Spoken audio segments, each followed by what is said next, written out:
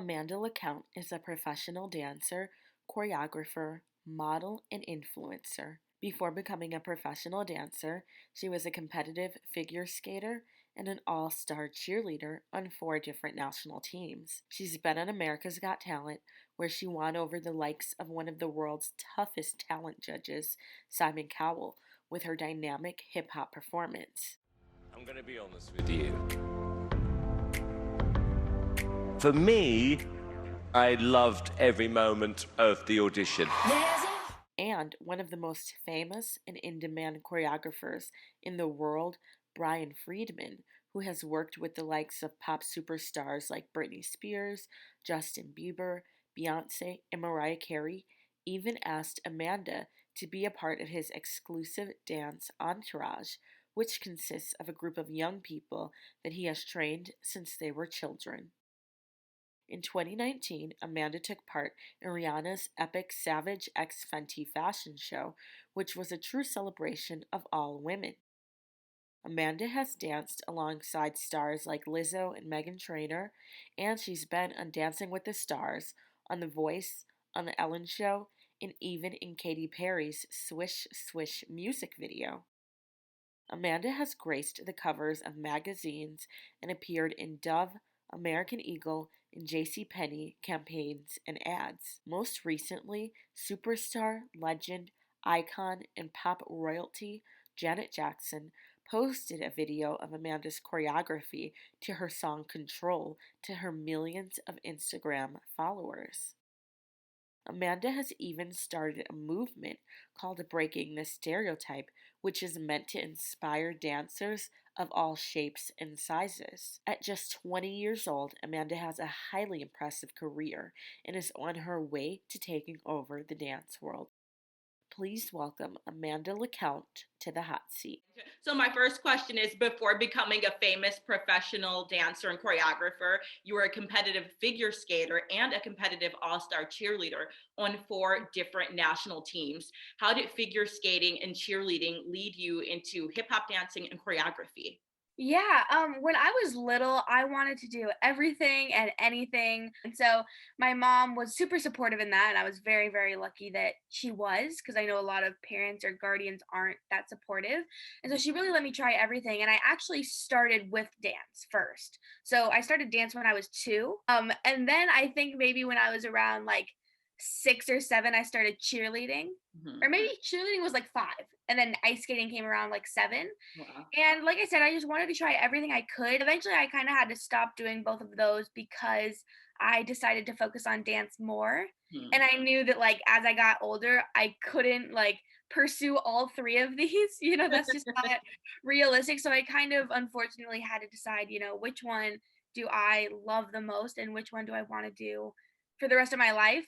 And I decided on dance, but I think like doing ice skating and cheerleading for so long, I definitely think it helped me. I mean, both of those are obviously like movement. So I think they really helped me. And ice skating, I mean, as far as balance, I'm sure that helped me a lot. I mean, standing on ice skates is not easy and like doing all these tricks and stuff. And then cheerleading, I don't know how cheerleading helped me a lot. Maybe being like sharp and clean and knowing lines and formations and stuff. Those are really big things in cheerleading. So I'm sure they all, play a role in my dancing now, but I kind of just had to choose which one I liked more. Now, in 2015, you actually moved from Colorado to Los Angeles to begin attending the dance academy. Did you find the move to LA from Colorado to be a culture shock? And if so, how did you handle that? It was definitely a big change for me. Colorado is my favorite place in the world. I love it. It's where I grew up. It was the kind of place, like my town, I grew up in a pretty small town called Fort Collins, Colorado. And it was the kind of place where if you went to the store, you would see like 10 people that you know. Just everyone knew each other, and just the environment and the energy was really different than LA. And so when I moved, I definitely kind of got a wake up call and was like, whoa, this is intense. This is a lot. And I remember, this is really funny, but I remember one of the first few days I was in LA, I had a breakdown because there was so much trash on the street. Oh my And I goodness. went to my mom and I was like, Mom, it's so dirty. I hate it. I hate it. Just because in Colorado, especially the town that I was in, it was so clean all the time, and it was Yeah. green and trees and like mountains. It was just very different, and I was like, I hate it, I hate it. But besides that, I definitely had to get used to kind of the vibe of LA because it's Yeah. very different. Mhm. You just kind of have to really watch out for yourself. Not that everyone in LA is bad. I don't want to say that, but it is where like the entertainment industry is, and Yeah. so where there's like the entertainment industry, there's going to be people that will do anything to beat you, and you just kind of have to be careful with that. It was definitely something that I had to get used to, but it was worth it. When you appeared on America's Got Talent, you told Simon Cowell that people have told you your entire life that you don't have the look to be a dancer, and you've proved them all to be wrong. How do you deal with haters, and what advice do you have for people who have been told that they don't have the look to be a dancer or the look to be any type of entertainer? Yeah, AGT was a very unique experience, and I'm so lucky that I got to like go on there and say that and get my message out to more people. So lucky. But to anyone who maybe feels like they can't pursue a certain career or path because someone has said, "Oh, you don't look a certain way and you can't pursue that," or if you want to be a dancer like me, I would just say not to listen to them. I know it's really hard. It's easy to say don't listen to them. But just really try your best and try to realize that that one person's opinion, and that you can't deny talent. You Mhm. really can't. Like if you have talent, people will see it, and people may still be ignorant and tell you, "Oh, well, you still look like a dancer, or you're still fat, or you'll never do anything."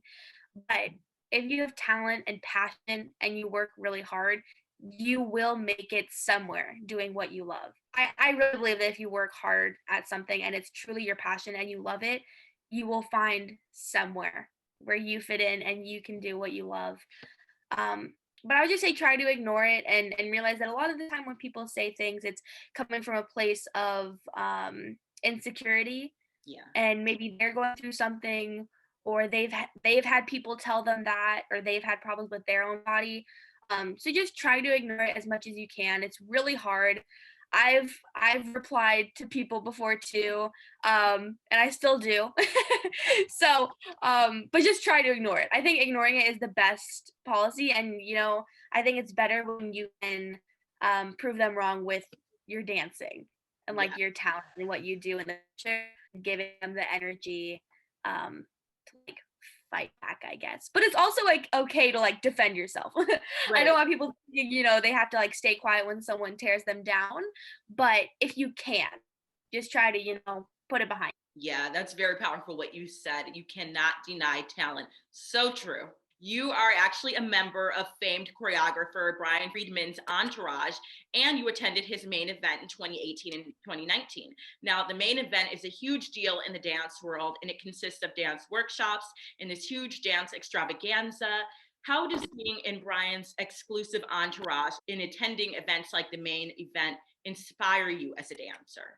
Yeah, I've always looked up to Brian Friedman. He is one of the biggest, most iconic choreographers, probably, definitely of our generation. Yeah. He did a ton of stuff for Britney Spears, and he's just very inspirational and someone that I've looked up to for a very long time. And I've been taking his class since I was like 13. And I would say it's a convention. That's what I'm gonna call it. Yeah. His convention, the main event, is just amazing.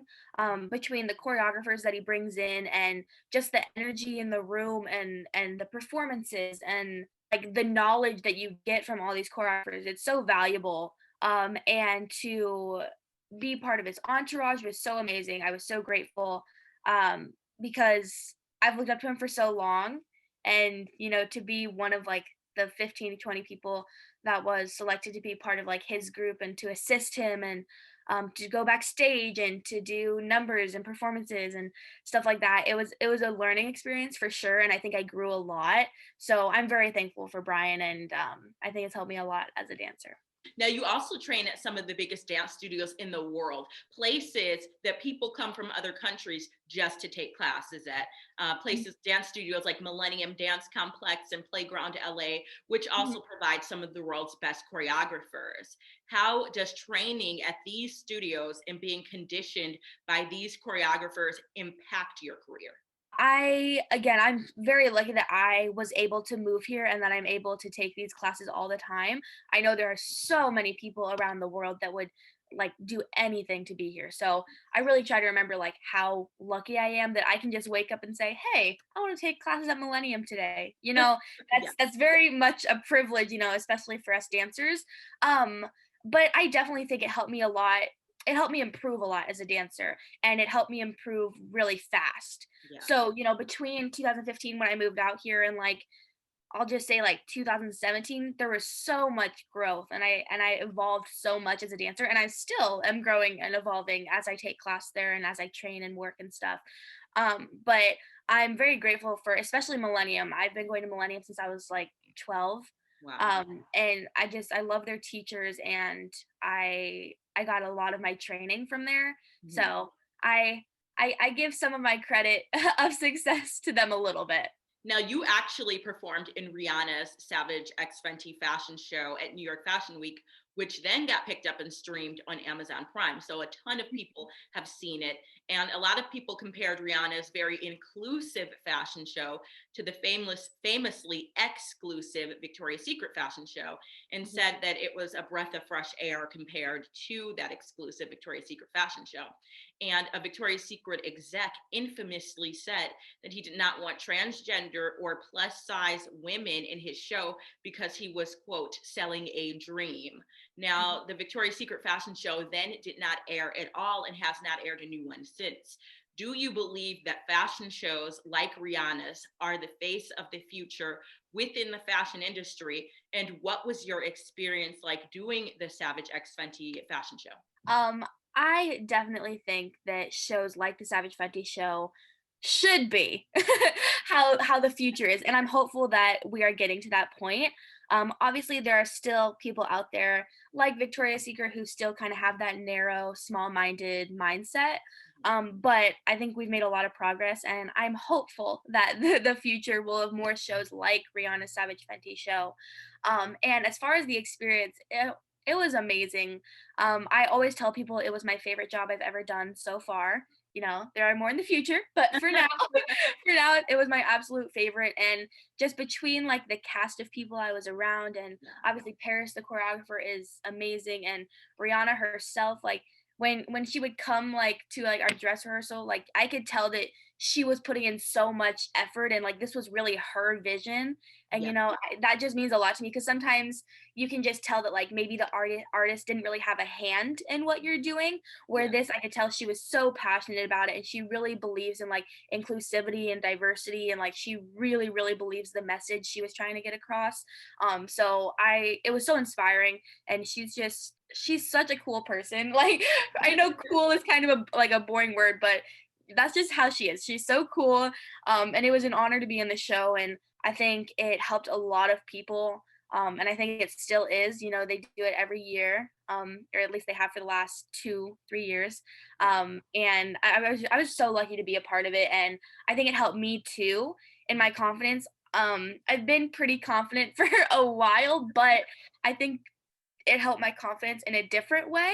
I mean, obviously dancing in like a bra and like underwear and then like a see-through, like it's nerve-wracking a little bit, especially for me at least. I had never done anything like that. I was only 18 at the time. Oh my goodness. So obviously I was like an adult, so it was okay, but I wasn't used to that, and it was I was really nervous, and I was like, oh, like I'm uncomfortable a little bit. This is a lot of skin and but just the energy that all the artists and dancers and people provided, and like everyone was so supportive, and we were all there to share the same message. And I think it just helped me a lot come into like myself as now an adult, and just kind of finding that and being confident and being comfortable in my own body. It was amazing. Not many people can say they were in the Victoria, or I'm sorry, not the Victoria's Secret. That one sucks. Not many people can say they were in the Rihanna fashion show.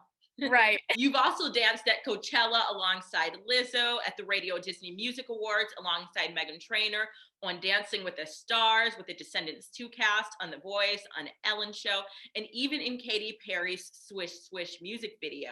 And these are just a few of the achievements on your very impressive resume. Now, you just said that the Fenty fashion show was one of your favorite ones to work on, but what was one of your, like, let's say, second favorite projects to work on? Ooh, okay. Ooh, that's hard. I'm gonna say for today, it always changes. And obviously I love everything I've been able to do. All the artists I've worked for have been absolutely amazing. I've never really had a bad experience as far as like an artist or being on set or anything. But for today, I'm gonna say being in Little Mermaid Live on Oh, okay. Disney. I was one of Ariel's sisters, and obviously I'm a plus size woman.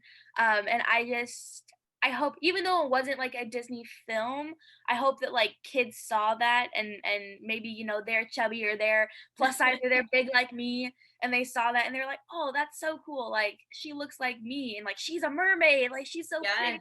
Like I can be pretty, you know.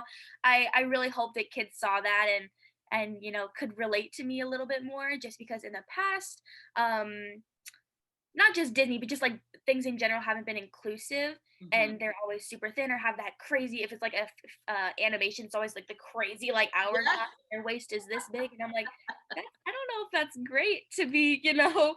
showing kids and you know idolizing them for how they look. But I hope I could help some people, and I hope that it made an impact, and besides that, it was just an amazing thing to do. Like, I loved every second of it. It was just so fun. Like, it Yeah. was very lighthearted and fun, and we were singing, and the costumes were amazing.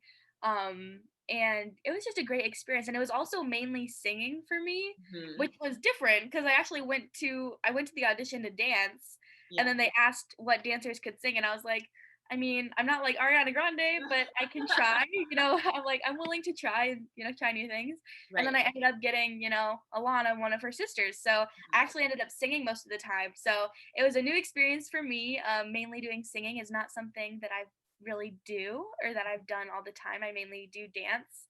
Right. So it was fun to get to sing and do something a little bit different, but it was cool being a plus size, you know, Disney mermaid. I never thought I'd be able to say that. I saw that on TV and I loved it. I remember seeing you in that, thinking that was so awesome. So you're inspiring adults too. Oh, thank you. That's something you're interested in, to continue doing musical theater? Oh yeah, for sure. I love it. Obviously right now I'm doing like more like commercial stuff, but I love musical theater. Like I would love to go on Broadway someday. That was my dream from when I was like 6 to when I was 12. And then Wow. I took like the turn and I was like, "Nope, we're going to LA, I guess." Um, but I love Broadway, and I would love to do that one day. And yeah, I love musical theater. In 2018, you were on the cover of Dance Spirit magazine, as well as a slew of other dance magazines, and have even landed on People.com. You've also done the Doves Worldwide Show Us campaign ads and commercials, American Eagle Outfitters ads, store posters, and commercials, as well as JCPenney campaigns. What is it like going from dancer to model? It's amazing. I love it. And it's so interesting to me because growing up, you know, constantly being beaten down for what I look like and my size, and just being quote unquote different, whatever that means. Right. Everyone's different than each other. So I I don't get that.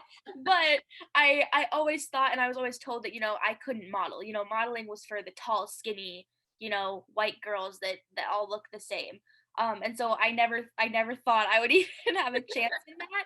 And so when I first started getting these opportunities, I was like, "Oh my gosh, this is so cool. Like Right. they're being more inclusive, and like I get to model and show like people all over the world that like this is beautiful. Like I'm beautiful, everyone's beautiful, and like show everyone more inclusivity and diversity." Um but it's also amazing because a lot of the modeling jobs I've done, not all of them, but a lot of them actually also incorporated dancing in Oh, some way. And yeah. so it's kind of the best of both worlds. I mean, when I did Dove for the Show Us campaign, it was, I guess I could call it modeling, but it was a video, it was a commercial. So it was video.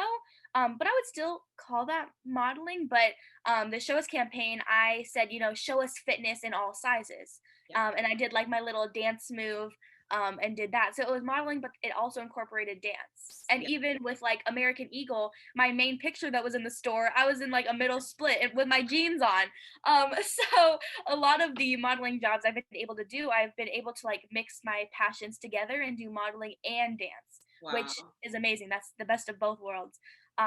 But it's really cool because, like I said, I never thought I'd be able to do that growing up. And so now it's not only cool for me, but I'm really excited that, you know, the young kids that walk in the store can be like, oh yeah, like I'm seeing people that look like me or look like people I know or look like my mom or look like, you know, my friends. And just seeing more diversity. And we're still not there yet, believe me. We're still not where we should be, but we're getting a little bit better. So you have to give credit where credit's due. You actually created a movement called Breaking the Stereotype.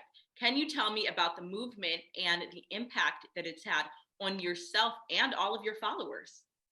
Yeah, breaking the stereotype it's like a part of me. It's so important to me, and I created it about almost exactly 5 years ago. So it's been a while now, and it feels crazy to say that because I feel like one part of me feels like I created it last week, and the other part of me feels like I've had it my whole life. So Yeah. it's kind of weird, but um it's just a hashtag that I created 5 years ago, and it was really random. I didn't sit down like, okay, Amanda, you need to create a movement and it has to be good. Like that didn't happen. I was just in my car on my way to dance and I was like, I was looking through my Instagram and I saw that one of the people I followed kind of had their own hashtag. And I thought that was a cool idea. I was like, oh, that's cool. Like they have their own little like personalized hashtag to put on all their stuff. And so I wanted to come up with one, but I wanted it to be something important or something that had a message to it. Because I think the person I looked at, it might have just been like her name and her age or something, or like where she's from, which is cool. But I just, for mine, I kind of wanted something a little more personal or something that really like shared a message with it. And I came up with breaking the stereotype because, like we said before, you know, people have always been telling me growing up that I don't fit the stereotype and that I'm not going to be successful because of that. And I wanted to break that stereotype. So I created it. And honestly, I kind of just created it for me. I didn't have the intention of it, you know, becoming like my brand or like blowing up or other people really seeing it. It was honestly more for me. But as I kept using it, more people started to notice it and they were like, oh, I love this hashtag. Like, what does this mean to you? What's the story behind it? And they just started getting really interested in that, in the hashtag and the movement. And then I started, you know, creating kind of like content and videos based around it. And I started to do more like, not motivational speaking, but just like talking about body positivity and like the struggles I've faced and maybe advice for people, or just like self-love and like confidence. And I started really pushing that message with the hashtag. And now, I mean, it's, if people know me, they know breaking the stereotype, which I love because it's so important to me. And I'm so glad that I chose something that has a message to it. And that is something that is really important to me and that hopefully inspires other people. And I mean, it's gotten me to so many places and it's given me so many opportunities. I don't think I would have done some of the things I've done without that hashtag and that movement. It's definitely helped me get my name out as a dancer, but it's also helped me grow an amazing audience and get a following that is so supportive. And I don't think I would be where I am without that hashtag. So I'm really grateful, but I guess I'm grateful to myself because I created it. Exactly. But I don't think I would be where I am without it. So it's very important to me. Now, my last question for you, and this is going to be a fun one. Janet Jackson just shouted you out. She just shouted out the choreography that you did to her song Control in a major way by posting your dance on her Instagram page to her millions of followers. What was your reaction to seeing that? This is great because this just happened yesterday. So this is very, you know, this is very new and very in the moment. The crazy thing is she posted, I think, pretty early in the morning yesterday, and I actually had to shoot until 4 a.m. That day. And so I was sleeping in until like 1 or 2, and I woke up, didn't notice anything, but I was like, I'm going up followers a little more than I normally do. I was like, this is weird. Maybe someone posted something. But I couldn't see anything. So I was like, I guess, I don't know, maybe I'll find out later. I just didn't really know what was happening. And then the studio that I teach at shared like the post to their story, and it's actually funny because at first I thought they just shared by video, Like, I thought they just shared mine, like, oh, Amanda LaCount, nice choreography or something. Like, I thought they just shared my post to their story. But then I looked at it again and I was like, wait, that's just Janet Jackson. Like, Janet Jackson posted it. Gosh. So I clicked it and I saw it and I was like, oh my God, I was shocked. Like, my heart started beating so fast. And my mom was upstairs because we have 2 levels, and my mom was upstairs, and I yelled at her and I was like, Mom, get down here. And she just woke up too, and she was like, what? Oh my gosh. You have to come down. You have to come down. And she was like, okay, what? And I was crying, and she was like, what? What happened? Like, what is wrong with you? Great. And I showed her the video, and she was like, oh my gosh, that's awesome. Yeah, I cried. It was amazing. And just like, she is so inspirational. Just like, she has inspired me and had an impact on me as a dancer, as a performer. Like, her music videos are some of the most iconic videos dancing, like, to date. And I respect her so much, and her singing and her songs are so amazing, and they're some of my favorite to dance to. And so to have like her approval, and especially of my choreography, not only my dancing but my choreography, that really meant a lot to me, because I tend to like second guess myself when it comes to my choreography. I'm like, oh, I don't know if this is good. And I'm still pretty new at it, so I'm still kind of finding my style and what I like to do. So to see that she enjoyed it really meant a lot to me, and it's going to help me a lot in my choreography journey. So I am so grateful, and it's so crazy. She's iconic and she's a legend, and I'm still freaking out about it. It's crazy. I love it. It was amazing. I was freaking out when I saw it on your Instagram page. I was like, that is insane. Insane. Oh my gosh. Before I let you go, is there anything else that you would like to say? I would just say that if you're questioning what you want to do with your life, always do what you're most passionate about. Always. It doesn't matter if it's the safe route, if it's not, if you think you don't have a chance. At the end of the day, do what you're passionate about if you are lucky enough to pursue that. Always take the route that you love and that you're passionate about, and that will lead you somewhere that'll make you happy. Wow, well said. I want to thank you so much for being on the hot seat, Amanda. Of course. Thank you for having me. Absolutely. Thank you again, Amanda. You have a great day. Thanks. You too. Bye.